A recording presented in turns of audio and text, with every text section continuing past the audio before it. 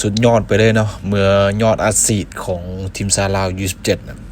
ปัจจุบันมันทะลุไปที่400 ล้านก็กีบกันแล้วนะก็คือนำโดยสะพานบาเตงซาลาวคณะนำแล้วก็บริษัทห้างต่างๆเนาะเพิ่นก็มีการเดิมทยอยกันอัดฉีดนะจนมาฮอดค่ำคืนของมื้อนี้เนาะหลังจากที่ว่าเอาชนะทีมชาติไทยไป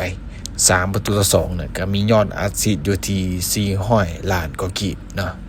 เดี๋ยวจะไปเบิ่งรายละเอียดนำกันหน่อยนึงเนาะซึ่งในนั้นก็จะมีสะพานบาเตงซาลาวคณะนำทีมชาติลาวเนาะแล้วก็บริษัทห้างๆต่างๆซึ่งล่าสุดก็มีทางด้านหาดซินดาดตะหมูเนาะเพิ่นก็มีการอัดฉีดเป็นซินดาดเนาะ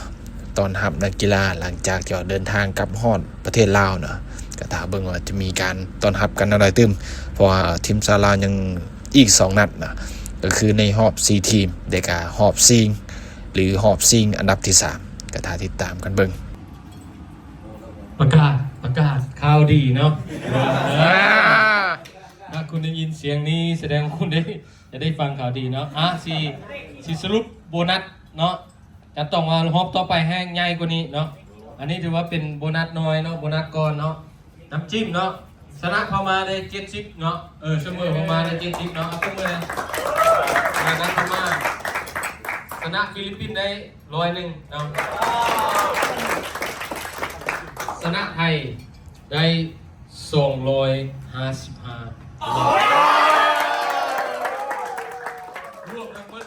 435 ล้านเริ่มต้นซื่อๆก็ได้ประกันที่ไหลมามีห้างซิดาตะหมูด้วยห้างซิดาตะหมูแล้วก็ห้างซิดาตะหมูบอกว่ากินตลอดมื้อเลย